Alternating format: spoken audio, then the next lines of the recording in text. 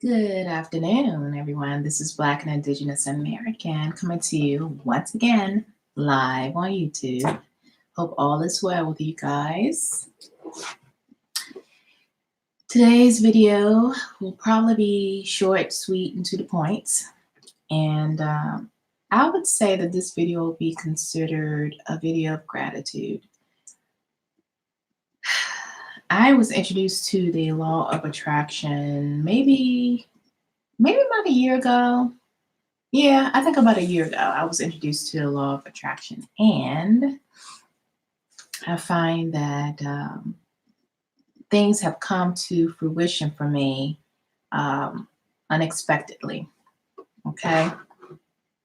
So I will keep you all posted on some of the things I've been jotting down in my journal about some things that I am going to manifest. I am manifesting, right? And okay, I have my heart set on a few things, but I'm going to utilize this video to talk about an electric car, which you all may know is called Tesla. I've been having my eye on a Tesla for quite some time now. As far as an electric car, not having to worry about gas and fossil fuels and stuff like that. If I was a billionaire, millionaire, whatever, I would have bought a Tesla a long time ago. And Teslas are not cheap, you know what I mean? So anyway, I was looking for obviously you can have car payments, right? You can have car payments. But you know what? I was say, you know what? Being I'm doing this whole journaling, manifesting, writing things into existence in my journal, what I'm going to do is I am going to win a Tesla. No car payments. Okay? So I went online last week and I was looking for maybe a contest or something to sign up for a chance to win.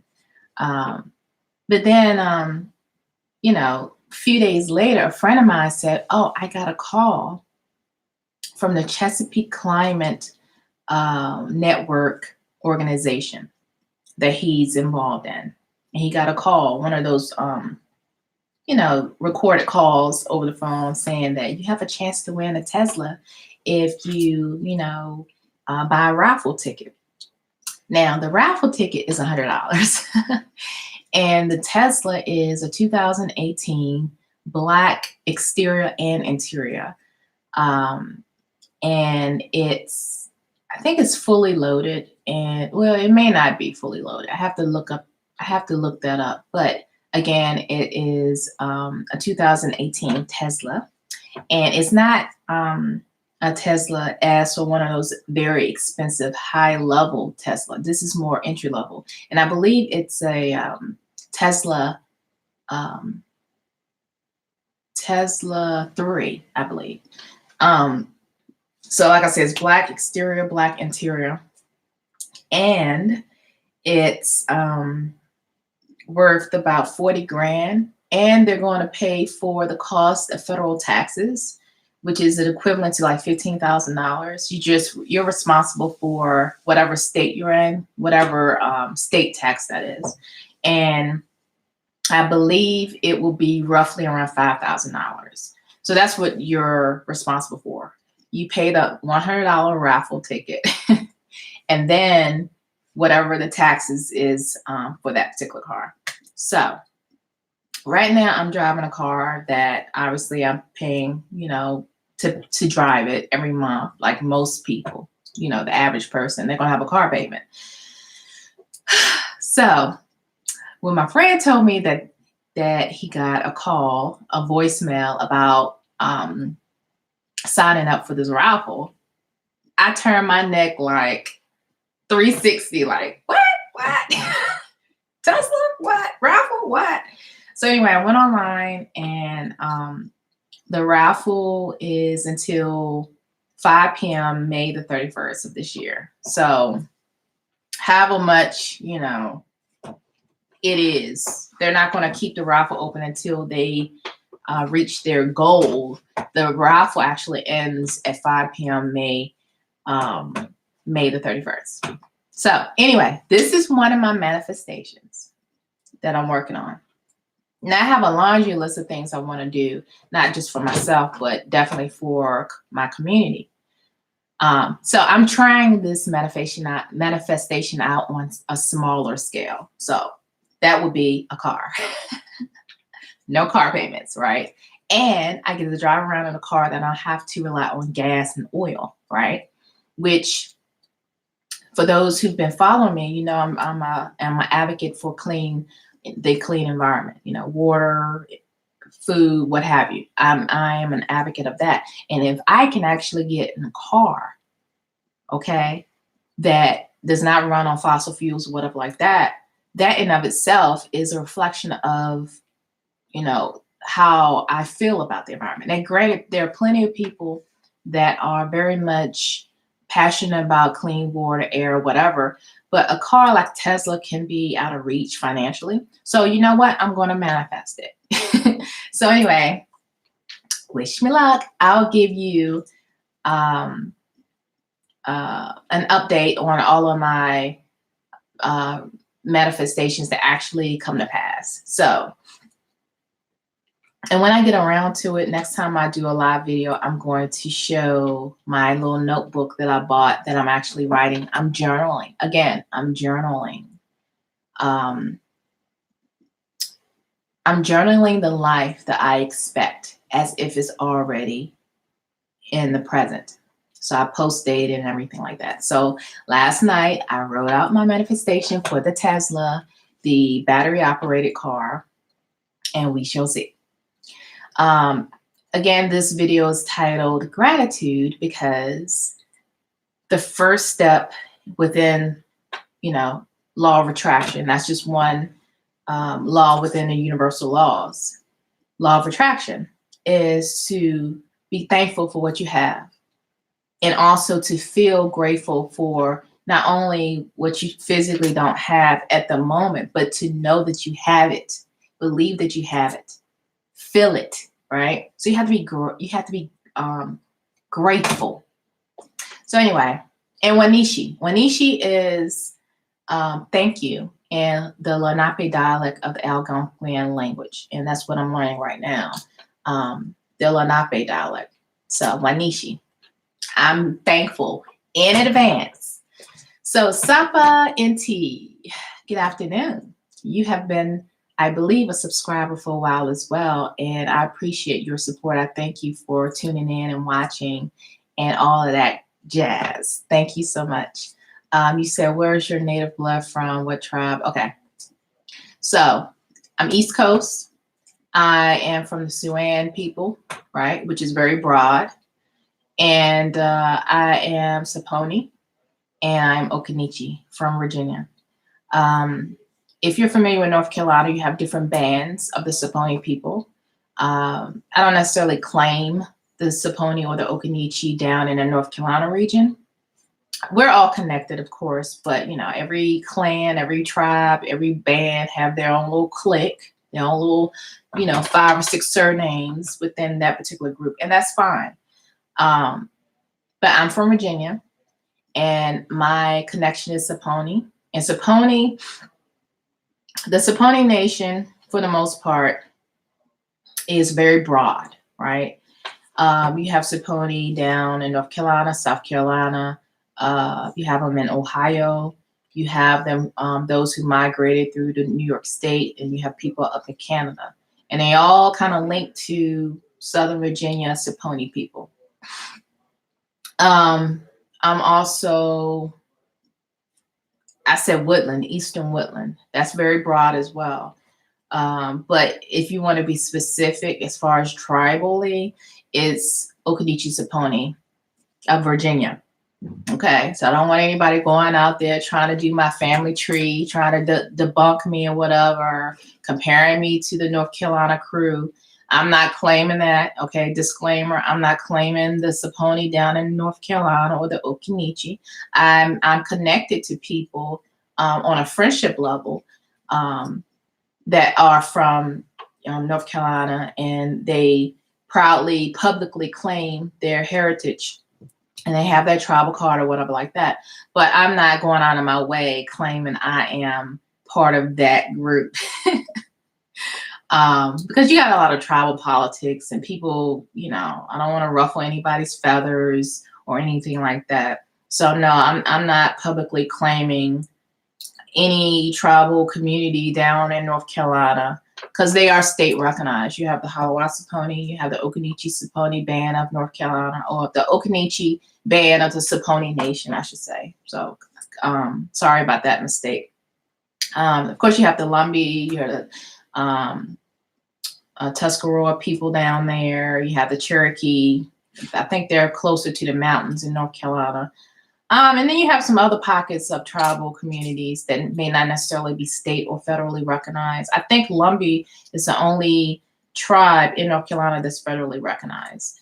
So anyway, that should answer your question. Also, as far as outside of the United States, as far as indigenous people on the Western Hemisphere, again, I found out through DNA testing that I'm very closely related to the Purépecha people in Mexico. So that's an indigenous group of people. They're also known as the Tarascan people. I probably have met some Tarascan people throughout life, and never really learned much more about them. So forgive me for not knowing. Let's see. And as far as the blood quantum, based on that one DNA test, and one thing about DNA testing, and I want to just clarify this, the DNA testing gives you a snapshot of your total makeup, meaning you're not going to see every single cell DNA connection in these results. They're based on a database of people that actually donated their DNA, so you can match up with them. So not everyone trusts DNA companies, and I do understand that. I really do. So whatever's in that system, your DNA results will be compared to whatever's in that system. So if they don't have a large population of indigenous people who participate in this, the sampling of DNA, then the next best thing is what you will be connected to. Okay. So the Purépecha people in Mexico. Let's see. We got Fury Taino. Hello. Happy Mother's Day to you as well. I don't know if you're female or male, but we all come from a woman, right? So we want to celebrate the givers of life. And I thank you. Let's see. I don't know what Tai Wu means, but okay, you're male. Okay. All right. Well, happy Mother's Day regardless, because again, we want to celebrate the givers of life. And we all come from mothers for the most part. I know there are some people who, and it may not be a large amount of people, but you do have people that have been conceived through scientific measures, maybe they couldn't be conceived the natural way, and so they had help through science. But for the most part, we all come from a woman, right? Let's see. Okay, Taino, Ferry Taino says, I have ancestors from Caswell County, North Carolina. Also, Amelia County, Nottoway, and many more, Virginia. Oh, I love the Nottoway. I love the Nottoway people, in particular the Nottoway tribe of Virginia, down in Surrey, Virginia, where they have the powwow, right across the James River. So, I mean, if you ever go to the powwow, most people stay in like Yorktown, Williamsburg, near the Jamestown reenactment area. And then you cross the river on the ferry, and then you go to the powwow. And I absolutely love the energy there. I love the people there. I mean, it's like homecoming, okay? Chief Lynette Alston, she is so sweet. She is an example of a clan mother. She's an example of an amazing Klan woman that I believe all uh, tribal communities, and not just tribal, but just all people, it's just something that is beautiful. It's not, I have nothing but love and respect for that woman. And she's always been respectful to me. She's always been nice to me. Um, she's from her people are from North Carolina as well. Um, her her her surname is Lewis, Lewis, and I come from a Lewis line as well. I'm not sure if we're related. We could be, but at the end of the day, she is a beautiful spirit. Her husband is an amazing person as well, and they've always been welcoming, always, always. And I'm looking forward to this year's powwow. I didn't get to go last year because they canceled it due to a hurricane. There was a threat of a hurricane, so that was kind of disappointing. But at the end of the day, that's one of my favorite, if not the best experience for me, as far as tribal powwow experiences. And FYI, powwows is not a thing, or was never a thing on the East Coast. Really wasn't. But times have changed, and in order for the public to acknowledge that there are tribal communities within their, state, county, or whatever, many indigenous people felt the need to bring the public within a space, for instance, a powwow, to just let them know, hey, we're still here. We may work with you, we may go to school with you, we may live down the street from you, but as a tribal community, as an indigenous group of people, we're still here. So we need to be visible, and we need to let you all know that we're here for, preservation, reasoning, preserving culture, or at least revamping that culture, revamping that language that ancestors probably spoke in that region. So right now it's safe. It's a safe time to come out and be unapologetic as far as your indigenous connections. Once upon a time, things were hidden, things were real, it was dangerous, and you kind of had, at least in the state of Virginia, North Carolina, you had to not be public about it. You had to keep it to yourself. Some people passed for another monoracial group, then, and then some people didn't pass. They had to move. Many of you may already know the story with tribal family members had to relocate to Oklahoma. Not everyone relocated. Not everyone stayed within their tribal groups. Some people blended in with other communities. That's how it was. So now, with this whole powwow thing and dancing at powwows and regalia and all that, a lot of that stuff has been adopted from tribal communities that have held on to their culture, and they're pretty much well known. They're very well known tribal communities out west.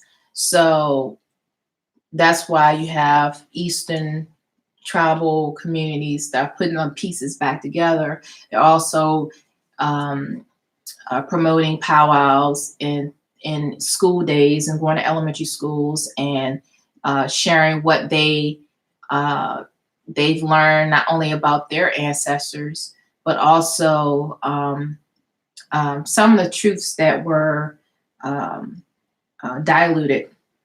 They've been able to put the pieces back together, and they want to make sure that they share that with the youth and school age kids, very young kids, where they haven't been brainwashed, I guess, yet, to think that all the indigenous people have been wiped out and there aren't any indigenous American people on the east of the Mississippi River. So I say all of that because sometimes people get caught up in the powwow circle, powwow culture, and all of that to prove that, hey, I am Native American, I am Indigenous American. I personally don't I personally don't think that that is necessary to be who you are. I think language is very, very relevant, and that's why I'm getting into learning. Now, granted, my particular group of people would have probably been bilingual. Um, we probably would have utilized a trade language. For instance, I'm learning Lenape, which is a dialect of Algonquin. I'm learning Lenape on my own with a group of other people because it's a living language, and it probably would have been a trade language within the region that my folks come from, again, Southern Virginia. So you just have to go with the flow. I mean, sometimes languages, especially if you don't have enough, you don't have many people within your community that are willing to partake in revamping a language. You have to learn what's out there. And if it's a trade language, then just learn the trade language. I mean, English is a trade language. There's many people that have English as a second language because it's a trade language. It may not necessarily be authentic to where they're from and their people, but they learn it anyway. So if I had it my way, I would probably learn Tutelo, because that would have been the language that the Saponi would have spoke, as well as the Okinichi people. And I know down in North Carolina, I think the Holloway Saponi, they do have linguistic classes in Tutelo, as well as the Okinichi Saponi band down in North Carolina. But I don't think they have online classes. And, you know, a lot of those people around there, they just drive to the location and have classes that way. I mean, if they had online classes, I probably would partake in that because I'm a digital gal. I like to do things online versus in person. But it is what it is. So I live further north now. I don't live in Virginia anymore. And so the people that live up this way would also speak Algonquin and probably more so Lenape than Renape. Renape would have been spoken down in North Carolina. But anyway, so that's what I'm learning. And again, the word for thank you is wanishi. Wanishi. And I want to say wanishi to those who are still listening to me live. Hello. Okay, right now I'm going to look at these comments. Let's see. Oh, okay. So Taikwe means good day. Did I pronounce that right, Fury Taino? Taikwe has sweet. What is this? Sweet Kajik? I don't know. If I butchered that, I'm very sorry. You said Happy Mother's Day. I am from Hampton Roads, but live in California. Oh, hi, Tidewater area. So you lived on you're from one coast, and now you're on another coast. So Happy Mother's Day to you too. Okay, so surnames, Fury Taino, you said surnames, Tucker, Jones, Jackson. I have a good friend whose surname is Tucker. Jones, yeah. But Tucker, I don't think is I don't think Tucker is a surname that many people have, at least in my area. But there is one family that's the Tuckers. So that's interesting. In Southern Virginia. Let's see. Powwows are great to meet and learn other indigenous groups. Yes, it is. It's definitely a social gathering where you can get to meet people. So for that, powwows has its place. It does have its place. It's a time where, again, you can socialize, you can meet new people. It's funny because okay, I went to the Okinichi Saponi powwow down in North Carolina back in 2016. And I went alone because I've gone to powwows by myself before, and it's not a big deal. You know, I just sit back and kind of observe whatever. And I knew people there as well, but I typically kind of go along over the past few years. And I pull up and I get ready to pay to get in. You know, you pay at the gate or whatever. And this guy, he took my money and told me where to park, whatever. And then I go park, which was close to the gate. Then when I get out the car and I get ready to get my lawn chair, he comes up to me. He said, "Excuse me, do you have a YouTube channel?" And this is me trying to be discreet, thinking that people wouldn't recognize me because I had my sunshades on. I was like, "Yes." He was like, "Oh, I love watching your videos about the genealogy, and I love, da da da da da." And he was like, "Oh wow, it's great that I get to meet you, or I got to meet you." I said, "You too, And again, it caught me off guard because I don't see myself as a YouTuber like some of these YouTubers because they're like famous. And plus, I kind of put out my opinions, but in person, I'm very introverted, right? So online, you may think I'm extroverted and I'm a people person, I'm social, whatever like that.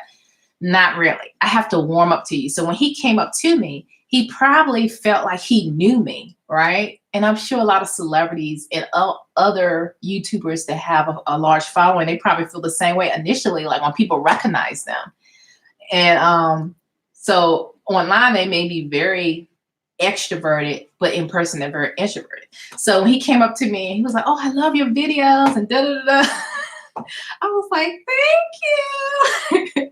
So anyway, he found me on Facebook, and we've been friends ever since. He's a comedian. He's also Okanichi Saponi down in North Carolina. So he's cool peoples. But it's funny when he initially introduced himself, he asked me if I had a YouTube channel because he recognized me. So I thought it was funny.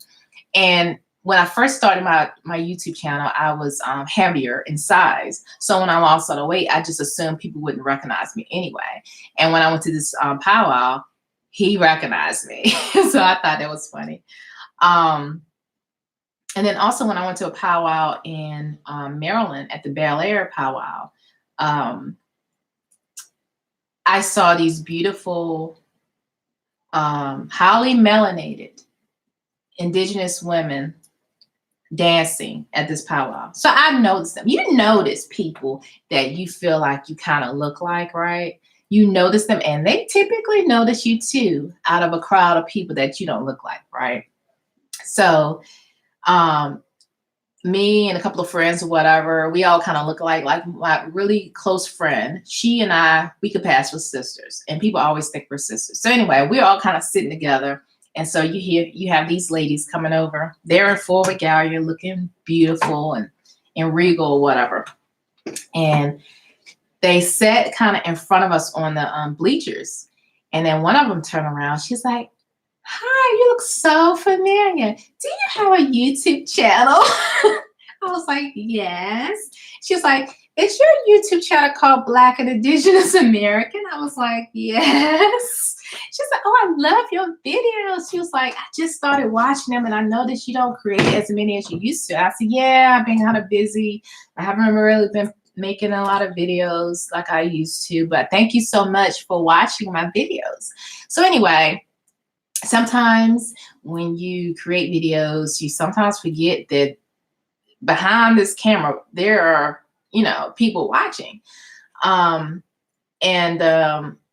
So anyway, I got off topic, but the point is the Okanichi Saponi people, the Halawa Saponi people down in North Carolina, they do have linguistic classes. And again, to me, language is vital. Language is vital. And I remember talking about this in a video a few years back when I went to the National Museum of the American Indian in DC, and they had a traveling exhibit, and it was about African Native American people, or African American Native American people, or Black and Indigenous American people, or however way you want to put it. You have people from here and people from the continent of Africa, and they got together. Okay. So anyway, so they had an exhibit, traveling exhibit. And I did remember going to it was like this all day talking seminar. So I went to that and I spoke about it in my video, and I bought the book. I've actually met a few people that wrote in that book. Gabrielle is one of them. She's Piscataway. I've met her. I've been around her. I've been to sweats with her. I wouldn't consider her a best friend, but I respect her. She's a advocate of all Indigenous American type stuff. And so anyway, so before I met her and a lot of people in the DC, Maryland, Virginia area, I did read that book. And part of the book was talking about linguistics. And it had something to do with Virginia. And I think it was Thomas Jefferson, if I'm not mistaken, when he was talking about the Upper Mattaponi people and the Pamunkey people and another group of indigenous people. Now, some of you may already know that Virginia has its first federally recognized tribe, which are the Pamunkey people. And I remember when they got federally recognized, I thought about what I read, the quote in that book. Now, again, I believe it was Thomas Jefferson when he said something about with the Pamunkey, they preserve their heritage or something like that. They're still on their land. They still speak their language.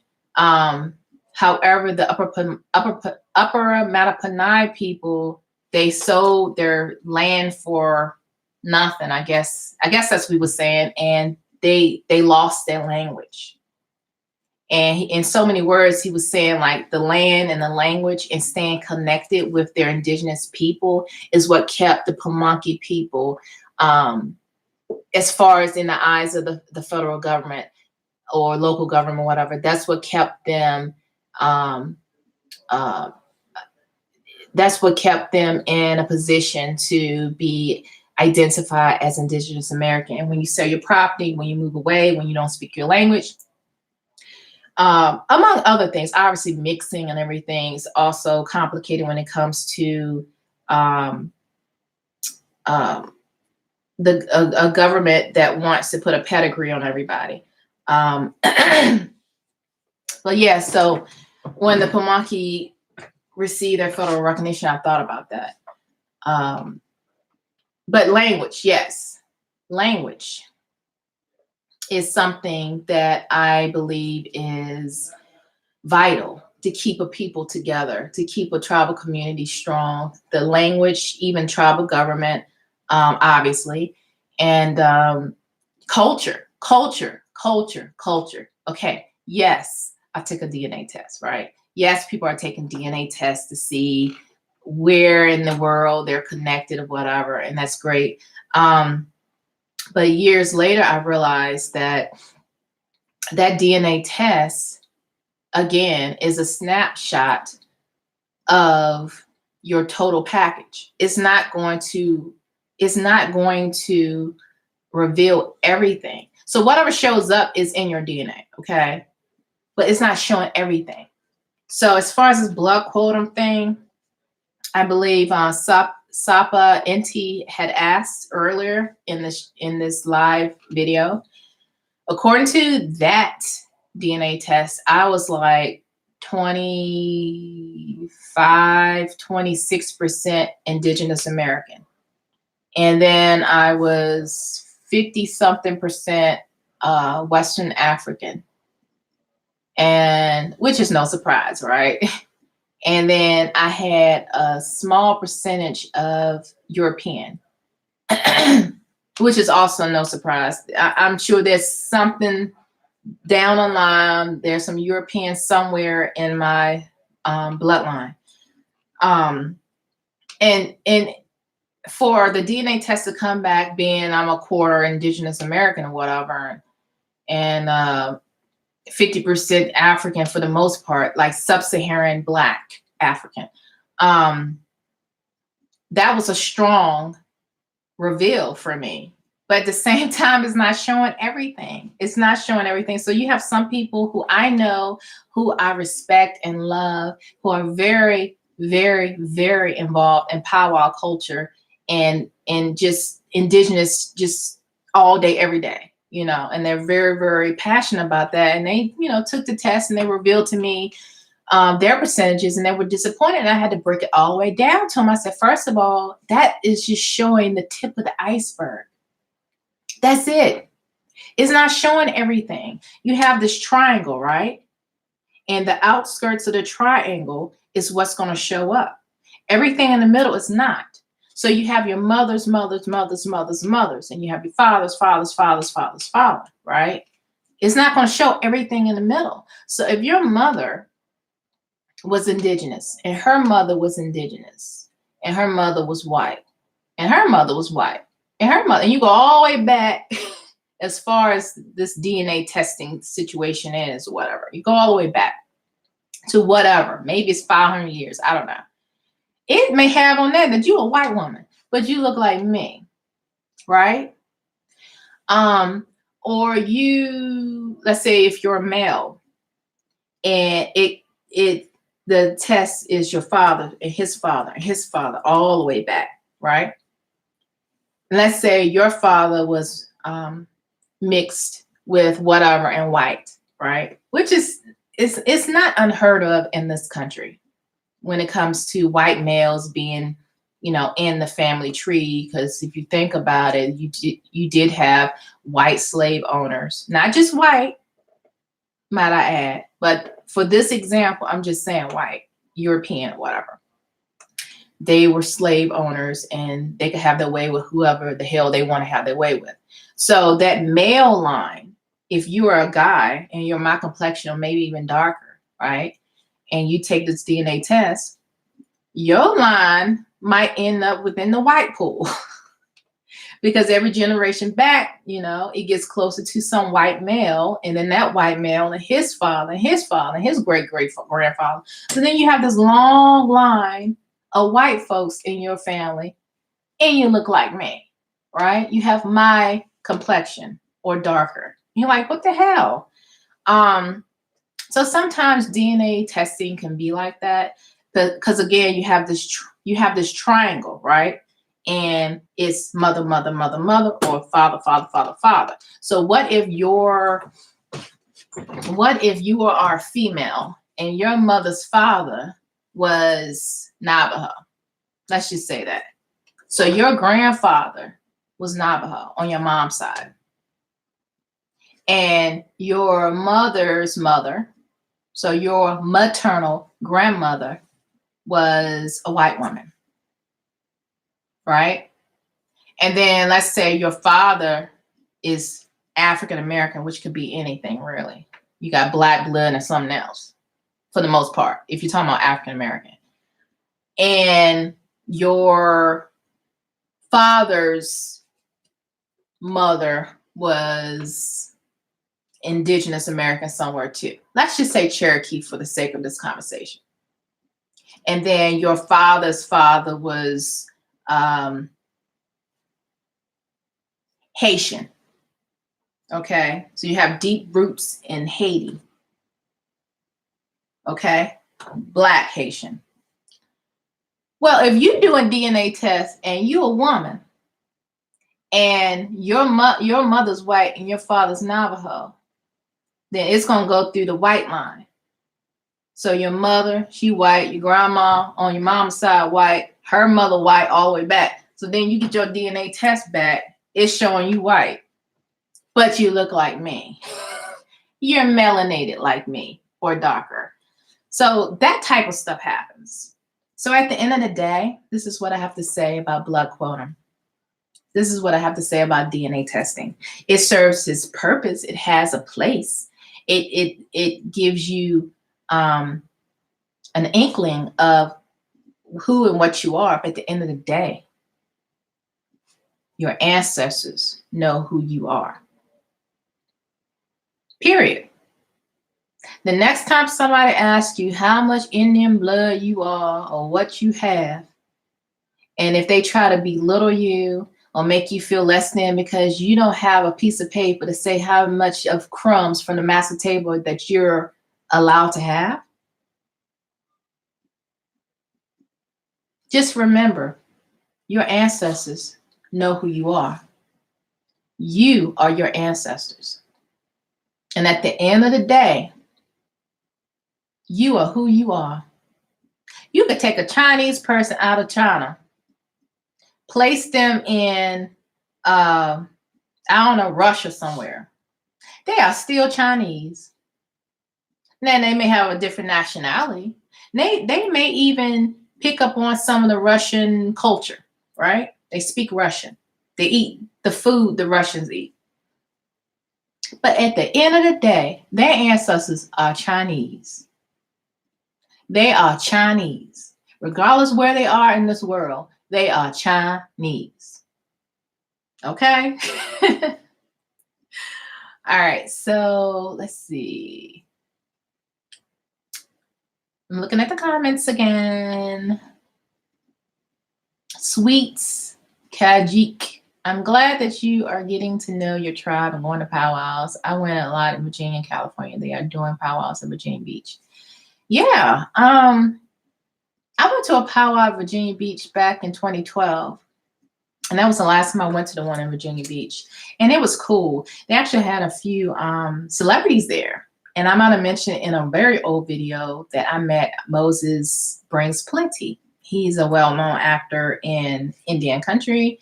And I think he played in that movie recently, the past few years. It was Cowboys and Aliens or something. So Moses Brings Plenty. I think that's his name, if I'm not mistaken. I met him. I met a few. Actually, I don't know if I mentioned to you guys in a video once upon a time, but I've met Irene Bedford. This was years ago in DC at one of the powwows. I think it was the powwow when the National Museum of the American Indian first opened. And I think in 2007 is when it opened, if I'm not mistaken. I may be way off, but there was a powwow and it was big time powwow. I mean, people up and down East Coast from out West came to this thing, right? It was a big deal. And I remember going to this powwow, and this is before I was into powwows or whatever. I just went there because I heard about it. And I remember Irene Bedford. I took a picture with her, but unfortunately my cousin took the picture on her cell phone and I never got the picture from her. So I was pissed off that I didn't have that picture. But I met her briefly for a picture. A couple of years ago at the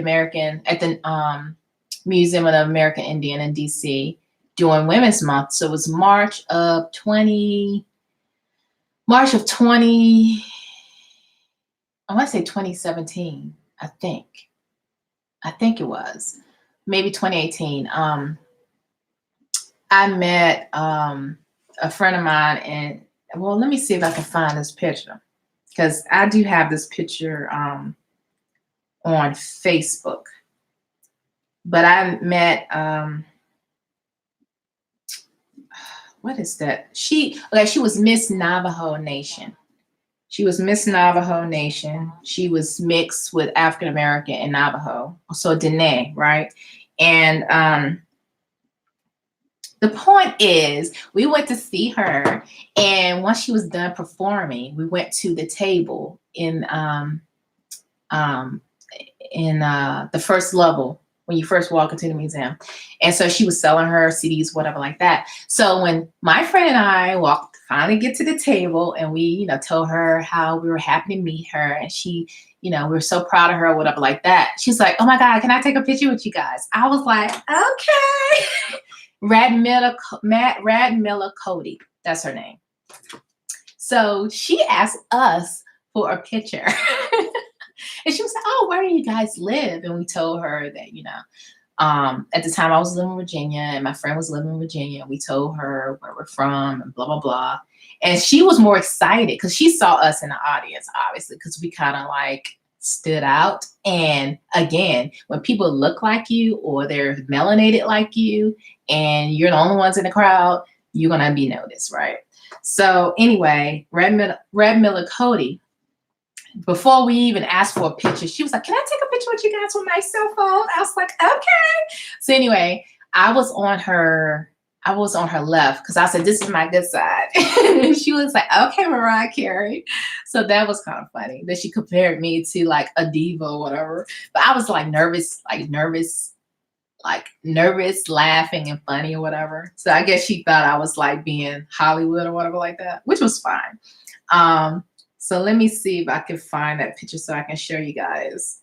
Also, there was a protest in DC. It had something to do with the pipelines in North Dakota. It was Indigenous Peoples March or something like that. It was in March. I want to say it was 2 years ago, March 2 years ago in DC. He had a lot of like Indigenous, well-known people there, actors, performers, musicians. Taboo from Black Eyed Peas was there. And I did take a picture and I did speak with Martin. I can't think of his last name, but he played in the movie The Magnificent Seven. He played the Indigenous guy. Oh my God. It's funny because he was standing right next to me because I was behind the stage because they had like this stage platform thing right in front of the White House. And so I was behind the stage because I knew people that were speaking, that were going up on the stage, whatever. So I was kind of like behind the stage. And there were people, regular people just walking behind the stage. So it wasn't like it was restricted and you couldn't go back there. So I'm going back there and I see Taboo. I recognize him from Black Eyed Peas because I've always been a fan of Black Eyed Peas, right? And so I'm standing there and something tells me someone is standing here, and I kind of glanced because someone was standing like right next to me. And I glanced and I did a double take. I was like, oh my God. Because Martin is like a model. And so he got into acting the past few years. So my friend was like, let's take a picture with him. I said, I am not going up asking him for a picture because I don't do that. Like, I don't like go up to people like, can I have a picture with you? No, you come ask me for a picture. And if not, I'll be fine because I'm not coming up to you ask for no picture. But she was like, come on, let's get a picture with him. Let's get a picture with him. So finally he was like alone, kind of like standing there. I was like, okay. So we walk up to him and my friend was like, excuse me, can we take a picture with you? He was like, sure, no problem. So we got someone to take a picture of us. And then again, I said my left side because this is my good side. And he started laughing. And then after we took the picture, I say, I just want you to know that you do us proud. We are proud of you, you know. You're doing great work. We're proud of you. And I said something like that. And it was the look on his face was as if he didn't expect that was going to come out my mouth. He thought it was going to be just a fan thing. Can I take a picture with you? No, I was like, you do us proud. I said, thank you so much. We are proud of you or whatever. He was like, that's what's up. He said, where are you guys from? And I said, you know, I'm from Virginia. And then my friend said where she was from. He said, that's what up. He was like, thank you so much. I appreciate your support. I said, no problem. And then we walked off, kind of like in ourselves, like, oh my God, but didn't let him see that we were all like girly, you know, about the whole situation. But yeah, so we met him, took a picture with him. So just give me a moment to find this picture because I've been running my mouth and trying to scroll through. So let me find this picture real quick. Let's see. So yeah, I mean, that in that particular situation, it was again a rally. And what we did was we were at the government, what was it? Government GAO headquarters. I can't remember at the moment, I can't remember the acronym for that. But government something. Anyway, we were there. We started out there, and then we eventually marched down to the White House, in front of the White House. And I believe Trump was not there. So he wasn't there, but we still did what we needed to do to let them know that we are not pleased and blah, blah, blah. Okay, when I find this picture, I will show you guys. I don't know, Facebook has adjusted, have moved things around, and it's kind of hard to find things. But anyway, I'll show you guys later. So I met him. I've met, if you're familiar with Indian Country, the online news outlet, I've met a couple of people who are very active in that. And yeah, I met a ton of people.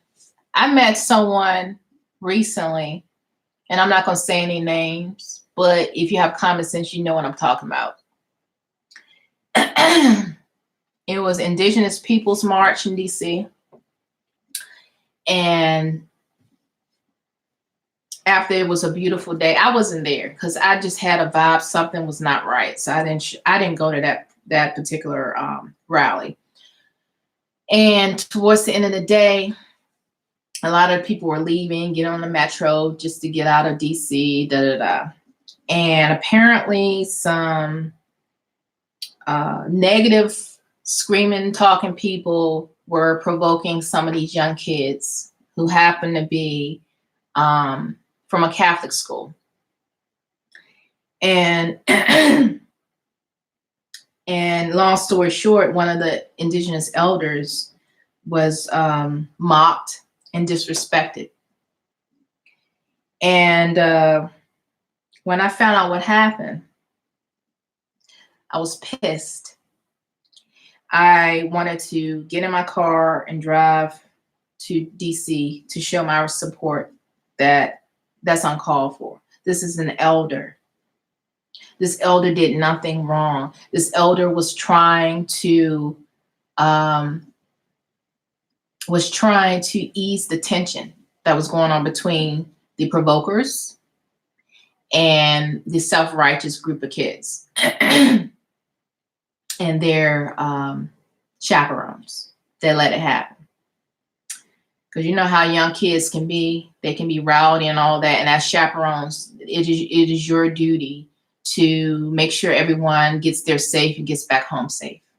And to sit back and let these young kids disrespect an indigenous elder, an activist, there's no excuse. Anyway, several weeks later, I had the honor to meet him. And just being in the same room with him,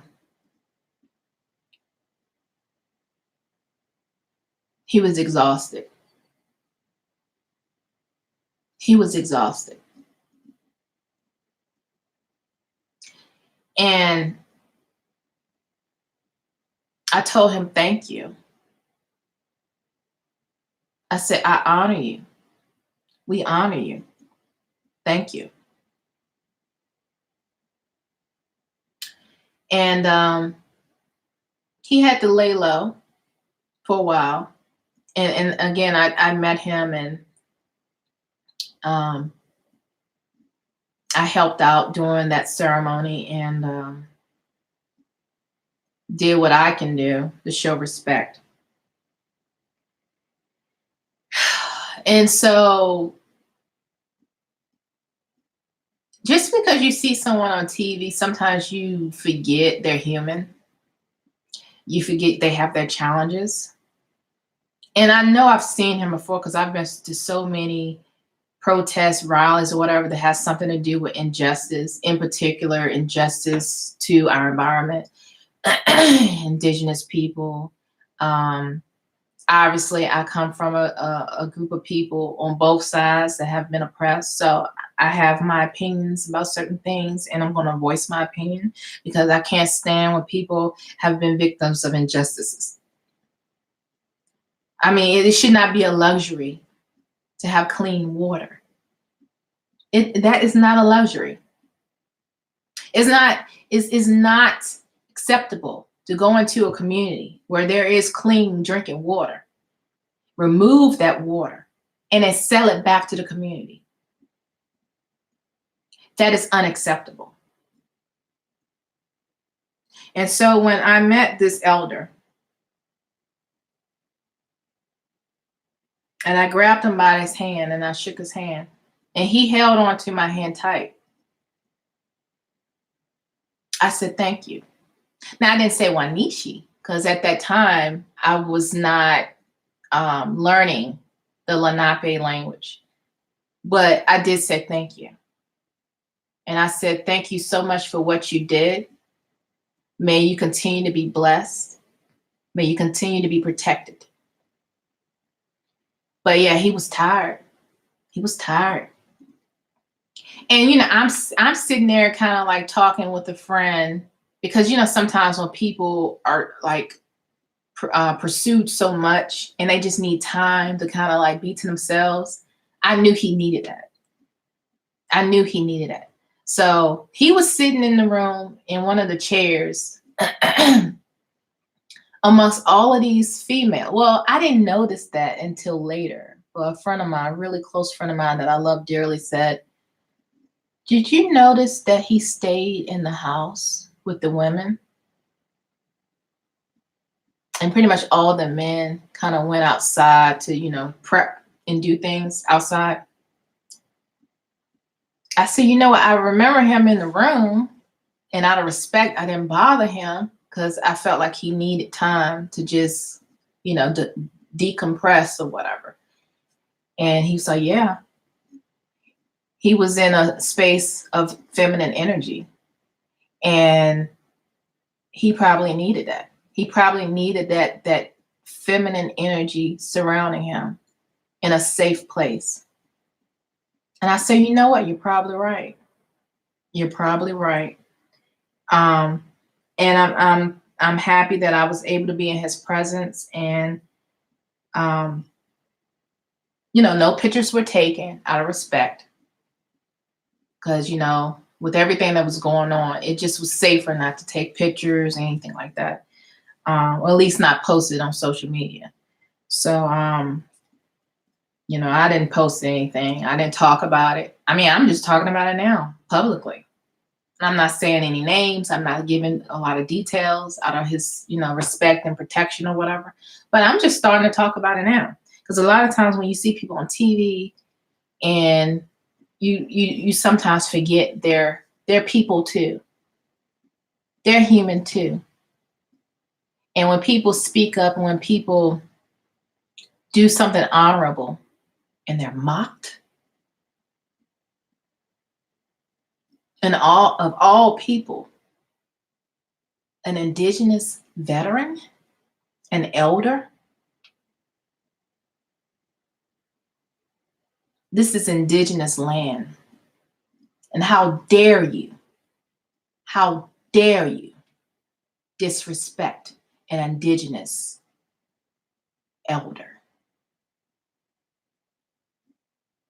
So I had to calm down. I had to bring it down, because I'm not necessarily an elder per se. I'm older than you know, many people now in my life, and I have a lot more life to live. But now it's more than just powwows for me. It was more than powwows for me way back when I started to learn about powwows. I kind of was like, I appreciate it. It has its place. But to me, there's more. There's more to that. So I'm thankful, Wanishi, to Kishelaming, which is creator in Lenape. Kishelaming, Wanishi, for guiding me, for helping me, for connecting me with people who are more than just a powwow, more than just a dancer at a powwow. There's deeper connections, there's deeper relationships. And a few years ago, I posted a video how I just felt disconnected. I felt disconnected. When I went to powwows, I wanted to leave within a year. I mean, within an hour, within 30 minutes, I was ready to go. And I was like, what is going on? I'm in a space where you have other indigenous people. No one was mean to me. Well, there was a couple of people that had a reputation of being confrontational all up and down the East Coast. So I'm not gonna call any names, um, but at the same time, I I pretty much met a lot of great, decent people, and and something was missing. And over the years, I realized what makes me tick, and what makes me tick deeper than a social gathering. I'll go occasionally because people that go there, I'm cool with, and I want to support them and whatever like that. I do have a shawl, so every so often I may go into intertribal and dance around a circle, whatever like that. But no, I don't have full decked out regalia. I'm not in a place right now that I feel it's necessary to be decked out in full regalia. Um, but I do go there to support the vendors. I go there to support the dancers that I'm cool with. I go there to support um, a particular tribal community that I respect. For instance, the Nottoway people in the Surrey, Virginia area near James River, Jamestown, or whatever. I go to support. I go to support. So, but anyway, if I could find this crazy picture that I'm trying to show you guys, um, of that particular celebrity guy. Oh, again, Martin, the indigenous guy I was telling you about, that was a model, and now he's like an actor or whatever. He's going to play Jim Thorpe in a movie. I'm not sure when it's going to come out, but he's going to play Jim Thorpe, which is amazing. Jim Thorpe, he went to Carlisle Indian School. He played in the Olympics. I actually went to that school to see it. Right before they removed the remains of the children that passed when they were there, there was a section of that campus that they buried the children. It's very sad, sad energy there. But anyway, I did visit that school a couple of years ago, and the gym that he worked out in, it's still a working gym. People go in there and work out all the time. They have statues up of him. So anyway, Martin's going to play Jim Thorpe in that movie whenever it comes out. So that's cool. But yeah, so let's see. Let me look at these comments. Somebody said, hit that like button. Fairy Taino. Okay. DNA tests they are giving you is saliva not accurate. Again, it's showing you some of your DNA, but not everything. So some people that have that, and if you're female and you have that indigenous strong connection to the Americas on your dad's side, it may not show up on your DNA test. I'm sorry, it may not show up. It's there, but the DNA test they provide is not going to show up. Let's see. And again, the DNA company selling your genetic information. I had a video about my suspicions of that for 23andMe a few years back. They were giving out free DNA tests, and I was like, I don't know, y'all. I don't know. I don't feel comfortable like just taking a free DNA test. Okay. The DNA test that I took was not free. It was almost $300. But they were targeting African American Black people, right? And they were saying they were giving out free DNA tests because they were trying to build up their database system, and they didn't have enough Black people in their database, so they was trying to build it up or whatever. And something about health, where you can, if you have a pre-existing or could possibly have a pre-existing condition, like if there was heart disease in your family, this DNA test can help you maybe figure out if you have a potential of developing heart disease. Excuse me. I was like, The first thing I thought about was Horetta, if I'm not mistaken. If that's her name. She was from Virginia. And they still are using her DNA as of today. I think she went to Johns Hopkins Hospital or something. She had cancer. They're still using her DNA. They're still using her genetics to come up with these pharmaceutical medicines and stuff like that. And I don't necessarily trust sharing DNA for free. And apparently her family is not benefiting from all of the breakthroughs that the scientists and doctors or whatever have discovered through using her DNA. So let's see. Am I breaking it all the way down, Sweet Kajik? I'm just gonna call you Sweet. Sorry if I butchered your name. I'm gonna call you Sweet. Thank you. Fury Taino says African American is misnomer, can't be named after two continents. Yeah. Yeah.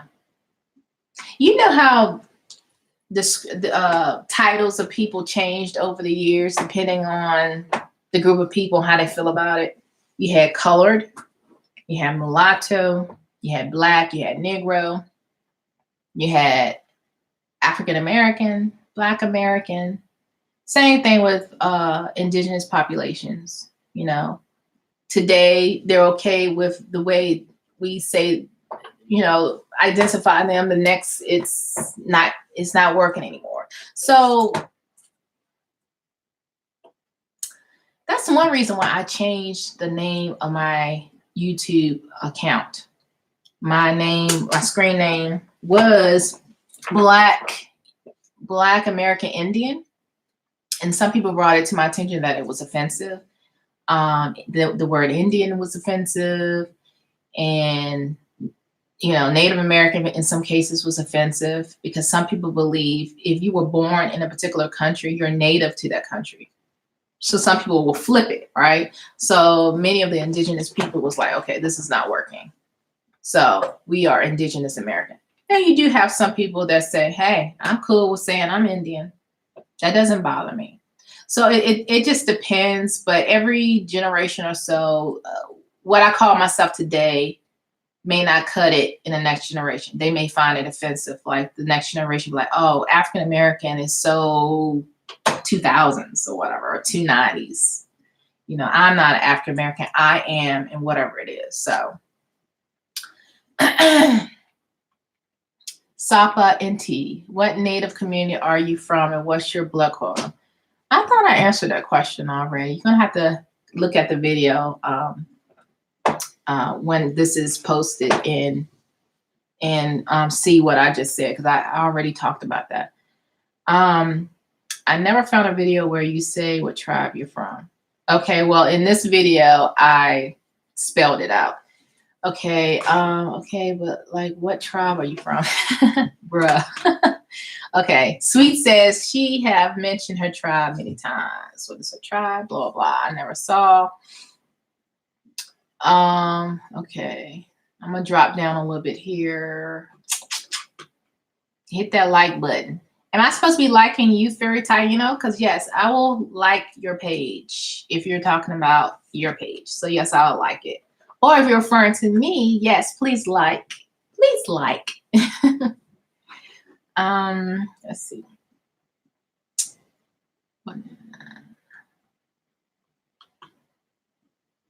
Yeah, you missed it, Sapa. But that's okay. I'm not a card carrying tribal member, and I don't choose to be. I don't want to be. I just feel like that's another reason for the government to track you like you're a dog. I know some people feel proud to have that card, proud to say that they grew up on a reservation. But at the same time, I don't, I like my freedom. I mean, just being a U.S. citizen and having to carry a passport or driver's license is enough for me. Um, but whatever. Exactly. You don't need a foreigner's approval to say who you are. Exactly, Fairy Taino. Exactly. Know who you are. Unapologetically. Know who you are. Be who you are. And again, for all the naysayers, your ancestors know exactly who you are. Your ancestors walk with you. Thousands, tens of thousands walk with you. They know you. You ain't got to prove nothing to the ancestors. Not a dang thing. I am my ancestors. And you know what? When it's all said and done, when you mix that pot up, that is a concoction for strength, for resilience. We are a resilient people because we are survivors. We are victorious. When it's all said and done, we stand. And I love that. I don't want to be put in a box. I don't want that. I don't. So when I go to powwows, I put my shawl on, I go around in circle a few times. I participate or whatever, but at the same time, I'm not dancing for those people that's sitting around nitpicking and looking and complaining and, want to worry about what kind of shawl you got or what's the design. I don't have time for that. I do not have time for that. Not at all. Wanishi Keisha Levine for bringing it to my attention that I don't have to prove nothing to no one because my ancestors know me. I am my ancestors. My ancestors are me. And so yeah, if I'm in a place, if I'm in a space with people who recognize that, more power to them. Bless them.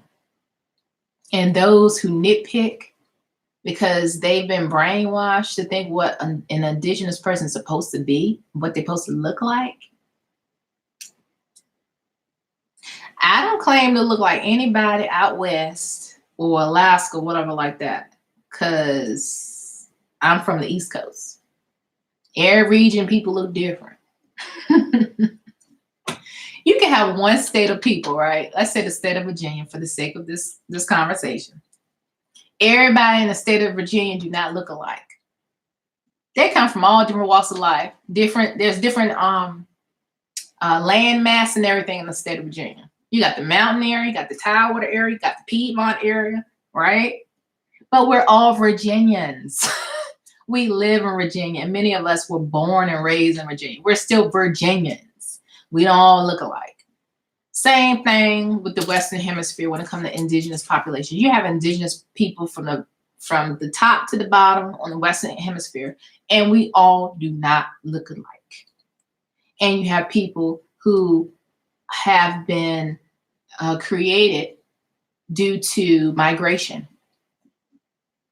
right? And then you have people who wonder where all the Aztecs go, where the Inca go, where the Mayans go. They ain't go nowhere. They are still here. They are living through their descendants right now as we speak. Now they may have to, join different communities to survive, and pick up another language, aka Spanish, which is a foreign language, by the way. It's a European language, by the way. They didn't go nowhere. They are living through their descendants. Their descendants are them and they are their descendants, period. So when you walking past somebody and you just think, oh, they're Mexican, they may think they're just Mexican because maybe that history was hidden from them. Sound familiar? Sound familiar? So all my brothers and sisters south of the border, you indigenous too. You just took on a foreign language, period. but you indigenous too. And more of my indigenous brothers and sisters south of the border are waking up, people. They're waking up. They are waking up. So Wanishi Kishalamim, Wanishi for that. Because there's power in numbers. And boy, oh boy, when they get that awakening, all of my indigenous brothers and sisters south of the border, Lord have mercy. Lord have mercy. Like I said, they speak in Spanish now, but when they wake up, when they wake up, who's going to be the minority then? Who's going to be the minority? There's power in numbers. And we are powerful. So a lot of these people want to separate, and those people over there, or we're not like them, and they're over there, they're part of that tribe. Nuh-uh. The time is now to get over that. It's one thing to preserve your language, your culture, and all that, but at the end of the day, we in the Western Hemisphere, and we have something in common. We have something in common, and it's called Indigenous American, period. America is not USA. America is North America, Central America, and South America. And if you are indigenous to the Western Hemisphere, you are Indigenous American, period. So when my brothers and sisters wake up south of the border, hey, this whole immigration BS, hey, who's the immigrant? Who is really the immigrant? Many of indigenous populations, indigenous people, many of them were nomads. They moved up and down, sideways. They moved around. And this stupid man-made border is not going to stop what's supposed to happen. It's not. Oh, you want them to come over here so they can mop your floor and mow your lawn? But when they come over here to better their lives, just like your ancestors did, don't get it twisted. They came here to make a dollar, to make a buck, to escape religious persecution. They did that too. They want a better life for their family. But yet you high and mighty with your nose stuck up in the air. When indigenous populations of people, brown people, that are trying to come here to this country for a better life. And generations back, they were doing the same thing. You had different communities within the Americas that were having issues with each other. So it wasn't squeaky clean here either before the Europeans came here. But at the same time, people moved around. They went from one territory to the next territory. They joined this group. If their group was massacred and there was a handful of people left over, they joined that group. They became part of that group. But they were all indigenous. That was from this hemisphere. So who's the real immigrant? Who? Tell me that.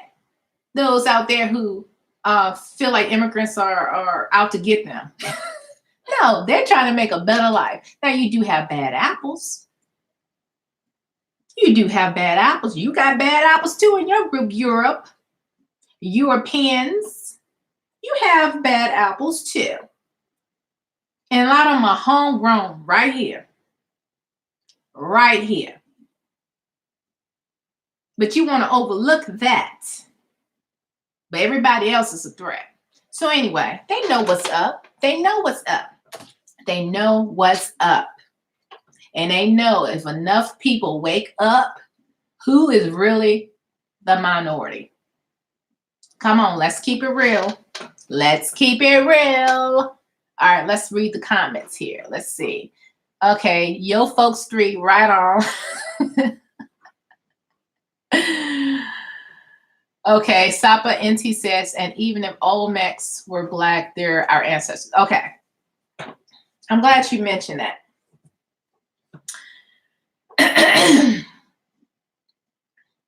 When I went out to New Mexico, and I spent time with the Acoma Pueblo people. In particular, there was an elder there that we spent a lot of time with. He speaks for his community. He flies to New York a lot for the United Nations meetings. He travels the world. He's an advocate of his community. Long story short, he was explaining some of their beliefs when it comes to their creation stories and stuff like that. And forgive me for those who probably already know the story, because I'm about to butcher some of the names, but apparently, if you look at ancient aliens, you will probably going to understand where I'm coming from. So apparently there were these beings that created the Acoma Pueblo people, right, in that region. Okay, they come from underneath the ground, and they come up to the surface. So anyway, there's a creation story. Think of Southwest, think of New Mexico, look it up. Look up Pueblo people, look up Acoma people and the creation story, and you'll get a better understanding of what I'm talking about. So anyway, long story short, these beings were trying to teach the Pueblo people how to live, how to grow crops, how to have enough rain, precipitation, so the crops will grow, whatever like that. And for whatever reason, the Pueblo people, indigenous people in that region, would make fun of the beings. They made fun of their phenotypes, people. They made fun of their nose and everything else, right? It sounds real familiar, don't it? So here you have beings that are in place to help you and protect you and teach you and help you thrive. And you are mocking them. You're making fun of them. So apparently what happened is they got mad and they left and said, well, you're on your own. We're not going to tolerate you disrespecting us like that. And so they left, and apparently the landscape became very barren and dry. So if you ever been in New Mexico, Albuquerque, or whatever like that, you know that the land mass is very dry, kind of desert-like. And so, long story short, I thought about the Almanac people or whatever in Mexico. And we've seen pictures. Some of you may have even traveled to see them in person, of these big statues, carvings or whatever, and how they look, their nose and forehead and cheekbones and everything like that. So the point is, whatever or whoever your ancestors are, you need to respect all of them. The ones that you know about, the ones you don't know about. And half the time, the people that's hating on another group of people is because they're linked to them too. Those are their ancestors too. And they've just been manipulated or brainwashed to believe that they're less than. No, they're not less than. Everyone on this planet is connected to something that's powerful. One group of people is not less than the other group of people. That's a misconception. It's sad and it's disgraceful. It's disgraceful. There's so much power. There's so much power in where we come from. And for those who want to mock that, you're mocking those who gave you life. You're mocking that. You're disrespecting that. And fast forward today, when you have people disrespecting another group of people, be it class, as far as their finances, where they live, how they look, you're mocking yourself. You're disrespecting yourself. You may think you're disrespecting or poking fun at another person. No, you're really poking fun at yourself. You're actually disrespecting yourself. You're actually dishonoring yourself. Because when it's all said and done, my friends, we are all related. And many people don't like that idea, but we are all related. In some shape, form, or fashion, we're related. We may not look alike. You can have a whole family of folks related to each other, and they all don't look alike. They don't all look like each other, but they're related. I know I'm venting. I kind of got off topic. The point is, be thankful, have gratitude, and again, Wanishi Kishalamine, be thankful, because then once you are thankful, back to the whole manifestation thing. I know I'm way off topic because I was supposed to start this video talking about gratitude. But once you recognize what you should be thankful for, then the door will open wide open. And yeah, so let me read some of these comments because I'm going to end up having to close this video soon because I've talked too much. And this video was supposed to be only 15 minutes. But once you guys, you lovely viewers, started commenting, then that's when this conversation went on. And it's become much longer than I thought it was going to be. So let me read some of these comments before I end this video. Okay, Mary's Dog Rescue. Let's see. Okay, hold on. Let me go back up before I miss anything. Let's see. Sapa Enti says, my mom gets most of her Native DNA from her dad, and she got 35% Native American, but her mom's 30% and her dad's 44%. Okay. So that means it's something else on her mom's side besides just her mama that has a significant amount of blood. And I'm not a mathematician or nothing like this, but that's just my understanding of this whole DNA stuff. There's probably more Native American than what's showing up, Sapa, in that DNA test. It's probably a whole lot more than what's showing up. Usually whatever shows up is not, it is on the low end, whatever shows up. So it's probably a lot more than what's showing up in that DNA test. Let's see. Sweet says, cool, call me Sweet, enjoy your video. Still watching, but something about the big deal. She is finding her people. Okay. Dang, I must have missed it. Yo, Folks 3 says, have you made any videos commenting on the ADOS movement for reparations? Nope. What is an ADOS movement? You have hashtag ADOS movement. If you're still on Yo Folk 3, can you respond? Because I don't know what that is. I'm sure I can look it up, but being I'm about to end this conversation, this video, it will just be quicker if you just let me know. Let's see. Federal recognition is a way to have jurisdiction over you. Yes, it's like putting a chip in the back of your neck, and they know exactly what you're doing all the time. Yeah. I have my cell phone, so they can pretty much follow me with my cell phone, because you know cell phones have tracking devices in it. I don't need that card for them to keep tracking me. Let's see. Oh, land. Keep the money. Land. Because land, you can live off of it. You can grow on it. You can love on it. And I was even thinking about that the other day, about the whole money thing. No.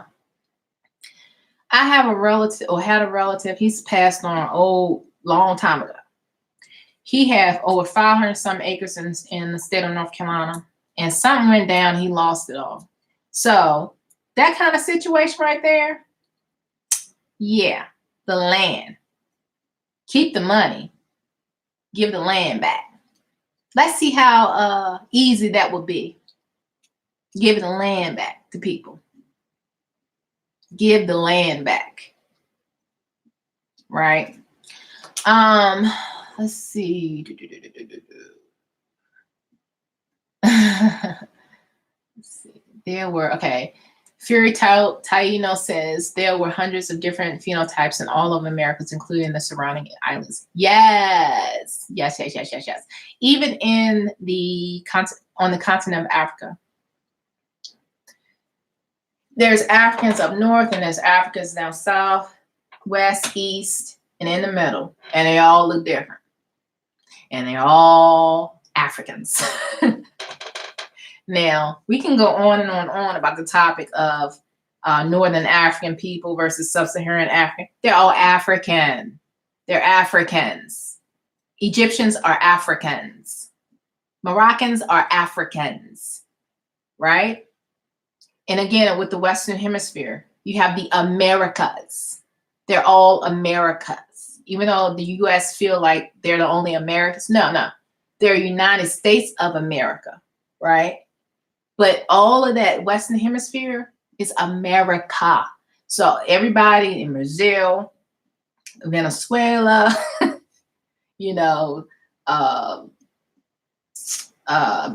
Belize, all these places, they are Americans. They are from America. So yes, great point. Let's see. Sapa NT says, facts, I live in Ecuador. I'm of Inca descent. We all are. Yep. Incas ain't go nowhere.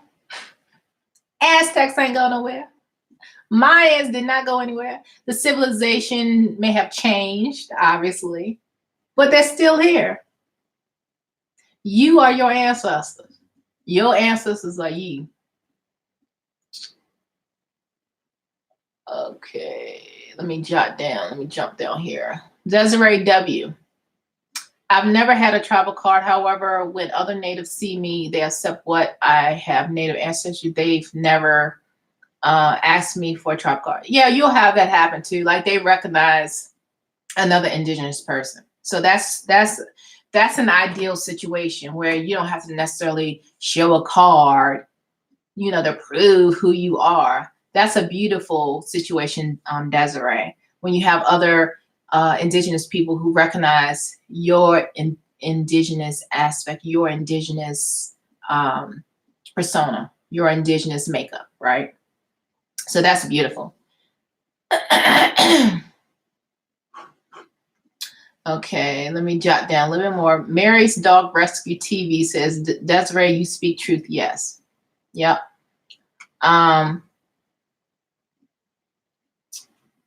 Mary's Dog Rescue TV says, do you put indigenous on your driver's license? And if so, how did you change it?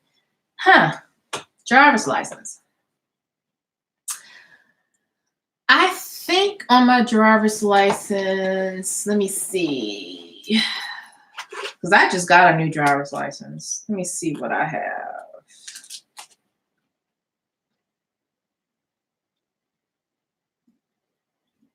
It doesn't have my race on here. But I think I probably put down Native American and African or Black or whatever. Yeah.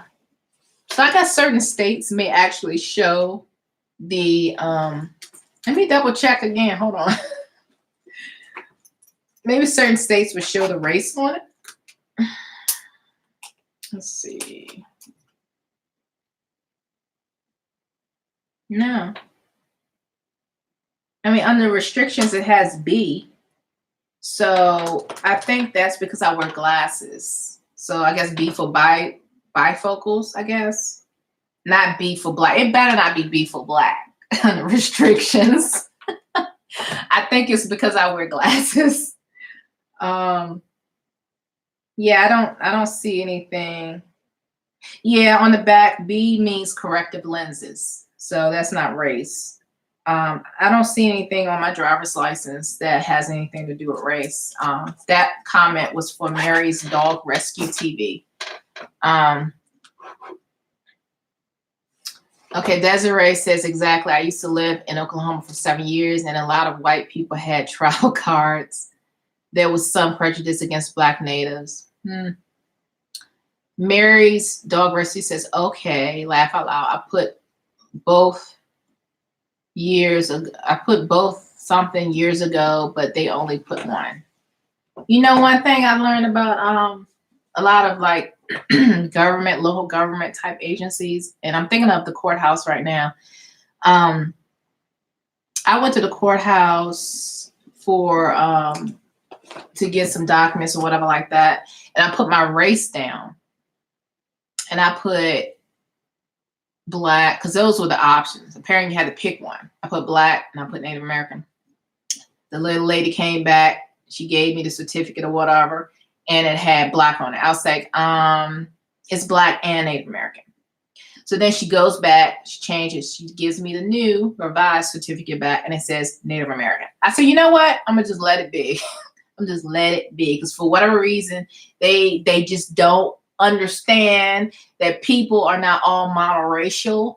You have people who are very diverse. Their makeup is very diverse, and for you to put them in boxes, it's insane. It really is. But you know what? I just left it Native American because I was like, I got things to do. But yeah, I do understand how they can sometimes change it however way they want to change it. I think we're coming up on another census in 2020. Some people are suggesting they're suggesting not to put anything other than whatever Native American connection you have. So if you're Navajo and something else, they said just put Navajo. If you put Black or something else, then apparently that cancels out whatever else it is, and then they just put Black. So apparently some people are saying, okay, you may be Black or whatever like that, but for the sake of the census coming up in 2020, just put whatever your tribal affiliation is. I don't like that, but based on my experience at the courthouse and with that certificate and how they try to just put Black or they just put Native American, you better off if you want to acknowledge on paper your Indigenous American heritage, your Indigenous American connection. You may be better off, just for the sake of the census, is to reference your tribal affiliation. I hate that because I don't like picking and choosing, but as a middle-aged woman, a wiser woman, I've been categorized as Black, African American, or whatever most of my life, right? So this next half of my life, I'm probably going to have to be very proactive, and I'm going to have to just say, on paper, Native American. Because it's not like I'm getting any benefits. That's when they can get real anal about it, when there's benefits involved. But if it's a self-identified form or something like that, then there's no harm. You know, at least you're acknowledging your Indigenous ancestors. Because the way this system is set up, they're so psycho about putting people in boxes and identifying them and like a freaking pedigree. You know, that right there is one of the most annoying pet peeves of mine. Let people be who they are. And I'm thinking about upcoming graduations and how some Indigenous students are upset because they can't wear a feather or something that identifies their tribal connection or whatever during a ceremony like that. And I'm like, you know what? At this point in my life, I just feel like having our own government, our own schools, our own whatever community, functioning within our own, so we can be authentic to who we are and be unapologetically whatever it is ideal. So we don't have to ask anybody permission to be who we are authentically. If we keep going to these schools and telling us how we should and shouldn't be, that's so far away from who we really are. It's damaging.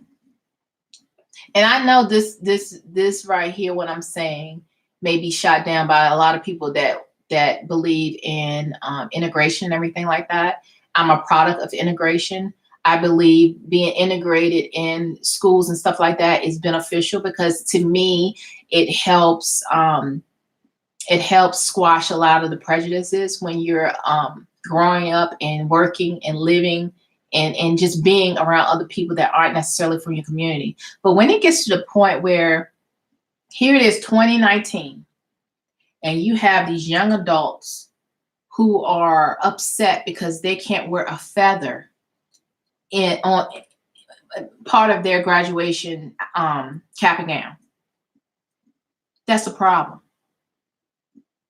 And until we have our own whatever, then there's going to constantly be this tug of war.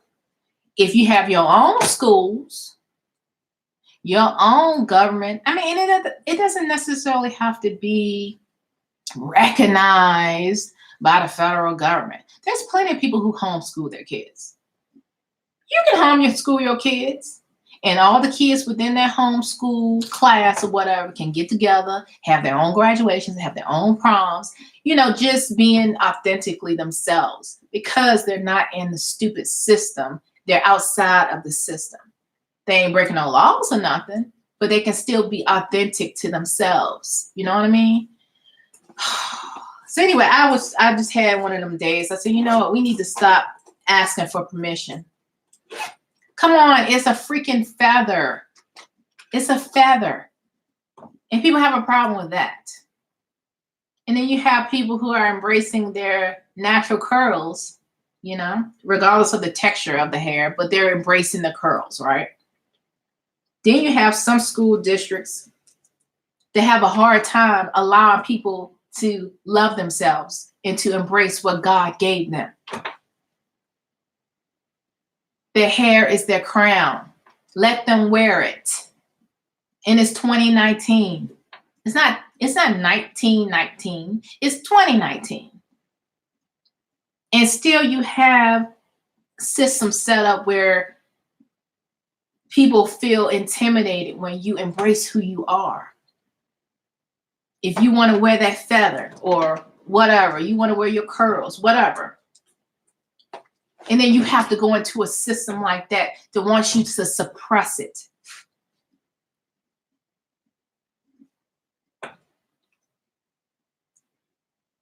I'm tired of that.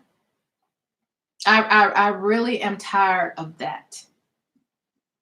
Asking for permission.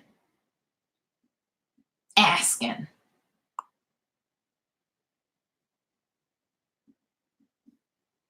It's not like this person's trying to take over the whole graduation ceremony and, want everybody to speak whatever native tongue that person community speaks. No. It's a feather. It's a beaded whatever the person wanted to wear to represent who she is, who he is. And then you have people who have issues with that because they feel threatened. Oh, we can go on and on and on about this, baby. And this whole journey I'm on, the spiritual journey I'm on, that I spoke a little bit about in the last live video. I don't know, just a little bit. I didn't speak too much about it.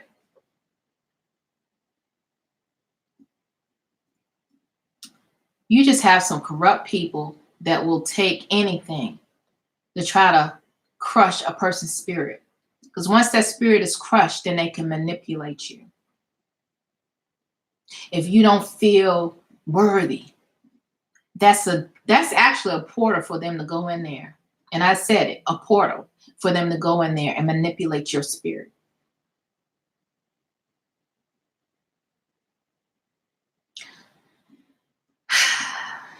So anyway, I'm going to end this video. I'm officially going to end it. I'm going to read the last couple of comments and then I have to go.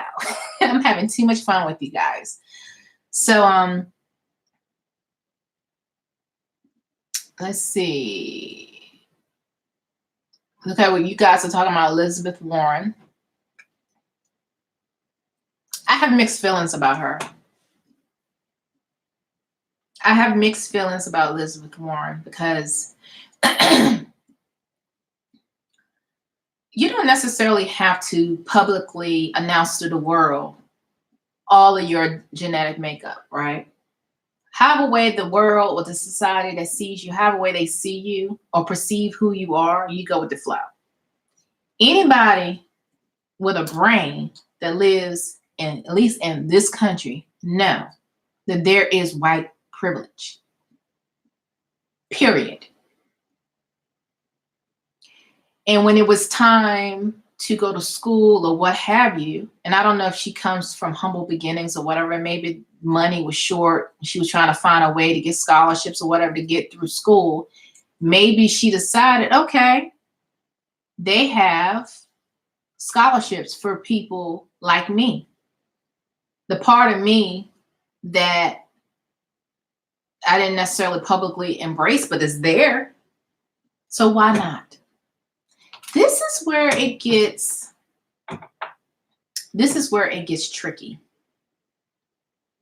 This is where it gets tricky because this person has been experiencing some privileges of being part of the white race or looking like she's part of the white race. And trying to utilize other privileges that are outside of the privileges of white race. So you're picking and choosing because you can pick and choose which category you're going to be in today. This is where people have issues with this type of identification, self-identification. You self-identify whenever it's convenient. And if you fall into several categories, you utilize it to have a way you want to. This is when people have a problem with that. You can self-identify all you want. That's your business. That's Elizabeth Warren's business, however way she wants to self-identify. The problem is when you have candidates that don't necessarily look like her, that didn't necessarily experience as many privileges that she may have experienced it throughout her life based on looks, based on perception. And she's applying for something where there's a benefit that could possibly go to someone who doesn't experience white privilege. That's where it gets slippery. And so again, I have mixed feelings about Elizabeth Warren with that whole signing an application and putting down she Native American, whatever. Because again, she can self-identify however way she wants. There's plenty of people that look white that are also Indigenous American. We know them. There's plenty of them in the state of Virginia. They just recently got state recognition, and many of them look white. But at the same time, they're connected to the indigenous populations and they have indigenous connections within their family. So I say all of this because they can identify with that as well. The issue is the white privilege. I can't take my identity off me whenever it's convenient and then put it back on whenever it's convenient to look this way. It doesn't work that way. This is what I look like. This is me, no makeup except for lip gloss. This is me, no relaxer, just hair slicked back with some hair lotion, some conditioner. This is me. Take it or leave it. Granted, I can put my hair in braids, 2 braids, part in the middle. I could put a feather in my head. I could be decked out in regalia. Some people may perceive me more as indigenous than I am right now with the way I look. But guess what? I'm still the same person. I can't take this off and benefit from white privilege. That's pretty much what I'm saying. I am who I am. I am what I am. And again, I'm my ancestors and my ancestors are me. So whatever white ancestor that I have within my DNA, I acknowledge that person as well. But at the end of the day, I'm not benefiting on no white privilege. Not at all. I don't look like no white woman. Not at all. I don't look like Susie and Jessica. No, not at all. I don't benefit from that. And that's the problem with a lot of people have with Elizabeth Warren. That's where it gets tacky. So she can identify with it, but people can be very, very picky about that when it comes to tribal politics. That's a whole different category, a whole different topic of discussion. When you get into tribal politics, people are very sensitive about that. Very sensitive about that. So she would have been much more, how should I put this? She would have gotten more of a pass if she said descendant of blah, blah, blah, blah, blah. But she didn't. Not that I don't think she did. Because I can all day write on applications, I am such and such from this region and this region, da, da, da, da. But when it comes to coins and cashing in benefits, I'm better off putting down that I'm African American female woman because I don't have to prove that. Because the way this system is set up, they either see you as white, black, or other. And out of all the groups of people in this country, the only group of people that have to prove who they are indigenous American people.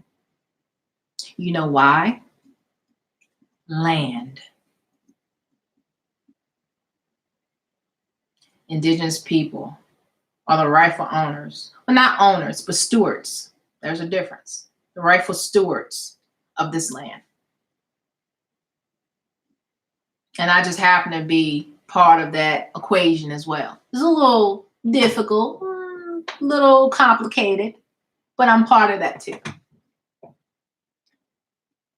So they can keep their reparations. Where is my land? Anyway, loves, I have to go. It's starting to get, not necessarily dark, but I'm starting to get hungry.